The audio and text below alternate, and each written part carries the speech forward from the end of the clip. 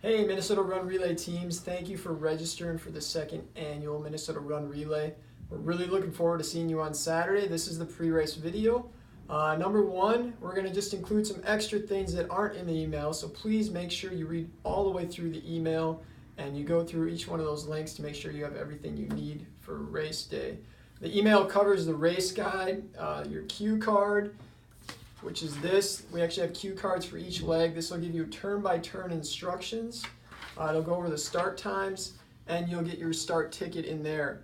The course will be set up. Let me just show you some things of what to look for. These arrows will be at each turn along the course. We will also have flags marking each turn as well, leading up to the arrows. So keep an eye open for these arrows as you run. The really important thing is to make sure you don't just start following some random runner. We had that happen last year, and a few people veered off course because they were following somebody who was actually just out for a jog and not part of the race. So keep that in mind.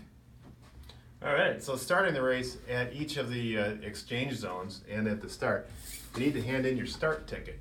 And your start ticket just has your name on it, your team on it, your team number, but it also talks about some of the specific intersection rules. One of the key ones is that you never want to cross an intersection just blindly, because this is unpatrolled and you are responsible for your safety out here. So you've got two jobs. One is, if you're crossing an intersection where there's car traffic, you stop, you look both ways, make sure the coast is clear, and then cross. Don't start scooting out in front of cars if it's tight. We know this is a timed event, but at the same time, everybody's dealing with similar circumstances. So we think it's all going to kind of average out. Beyond that, you just gotta obey those crossing rules. Number two is, if you're at a patrolled intersection where there's a walk sign or a don't walk sign, you got to pay attention to the walk sign. If you can only cross during the walk, you can't cross during don't walk.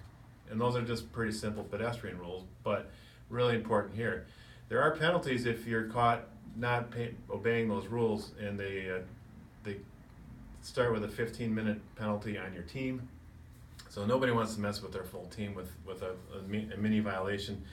And two is, it could be a full disqualification depending on that. But we don't want to go there. So just play by the rules. Yeah, so when you start the race, you'll receive your slap bracelet. How's it work? Right like this.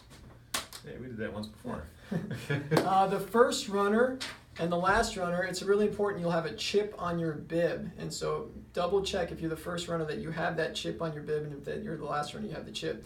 That will give you a timed result.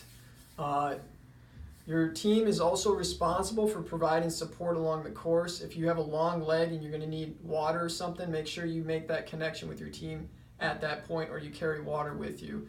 Your team will also be responsible for providing water and food at each transition area. It's a team event, which means that the team provides the support.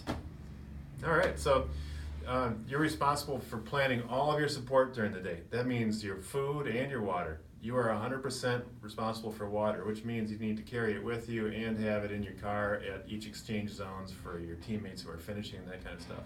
This is a 50-mile course, so it's really impossible for us to have water stations along the way, and that's why we're depending on you. And this is kind of typical of any major relay event. This is what you kind of see. So, what else you got, Caleb? It's an open course, which means that there's congestion possibilities at some points, especially at the start and the finish, where the Stone Arch Bridge is. That's really all we have. We want to thank you guys so much for signing up for the race, and we really look forward to seeing you Saturday and having a great event. Yeah, you're going to get this awesome medal too. Check that out.